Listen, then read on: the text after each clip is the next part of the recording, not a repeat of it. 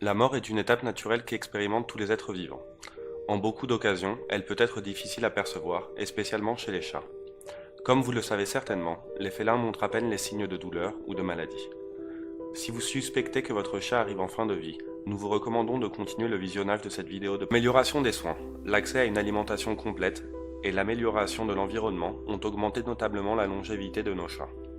Il n'est pas rare de nos jours de trouver des félins qui arrivent à avoir 17 ou même 20 ans. De fait, il n'est pas étonnant que des maladies liées à la vieillesse apparaissent. Des maladies qui avant passaient complètement inaperçues par les propriétaires, comme c'est le cas de la démence sénile. Un symptôme évident du vieillissement de notre partenaire est l'apparition de troubles comportementaux, habituellement liés à l'état de santé. Il n'est pas rare qu'il se montre plus irritable que d'habitude, qu'il ait des problèmes urinaires ou que vous le trouviez particulièrement déprimé.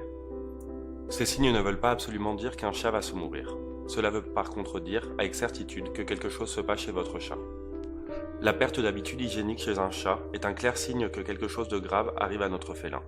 Bien que certains chats dédient plus de temps que d'autres à leur hygiène personnelle, la perte complète de ce comportement indique généralement un problème. Dans ce paragraphe, nous inclurons la perte d'autres comportements, comme le fait de marquer les objets et les meubles en se frottant à eux pour y laisser leur odeur corporelle. Les symptômes d'un chat moribond incluent aussi des altérations au niveau de ses constantes vitales. Il est fréquent d'observer un rythme cardiaque anormal, une température corporelle excessivement haute ou basse et des problèmes pour respirer. Les constantes vitales d'un chat sain sont: fréquence respiratoire, entre 20 et 42 respirations par minute, fréquence cardiaque, entre 140 et 200 pulsations par minute, température corporelle, entre 38 degrés Celsius et 39 degrés Celsius, temps de remplissage capillaire. Il faut appliquer une pression sur les muqueuses pour voir combien de temps il faut pour qu'elles retrouvent leur couleur normale. Par exemple, sur les muqueuses de la bouche. Le temps de remplissage capillaire d'un chat doit être inférieur à 2 secondes. Face à une quelconque altération des constantes vitales du félin, vous devez vous précipiter chez votre vétérinaire, car il est plus que probable que la vie de votre animal soit en danger. Face à une quelconque altération des constantes vitales du félin, vous devez vous précipiter chez votre vétérinaire, car il est plus que probable que la vie de votre animal soit en danger. Comme nous l'avons mentionné auparavant, il n'est pas toujours facile d'identifier les symptômes d'un chat malade.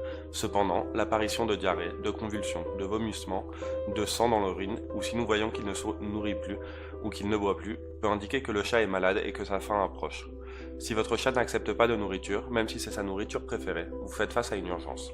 Ce comportement est aussi habituel chez les félins malades ou très peureux. Cependant, un animal qui est proche de la mort est plus que vulnérable.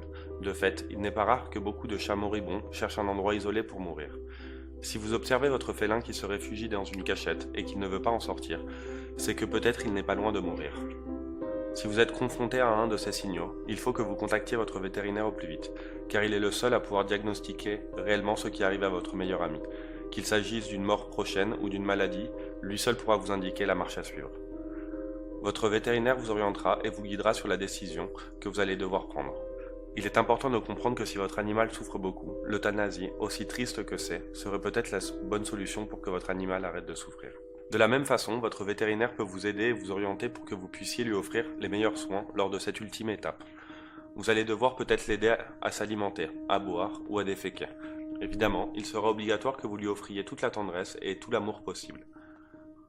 La mort d'un animal de compagnie est toujours une étape très douloureuse. Au milieu de cette tornade sentimentale, vous devez penser quoi faire avec le corps, une décision des plus difficiles à prendre pour certaines personnes.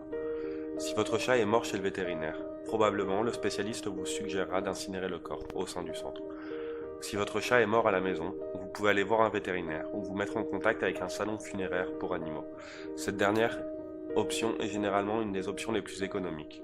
Vous pouvez aussi enterrer le corps dans un lieu possédant une signification spéciale pour vous. N'oubliez pas que si votre chat a été enregistré au registre des animaux de compagnie de votre pays, vous allez devoir leur communiquer son décès, afin d'assurer que le recensement soit actualisé.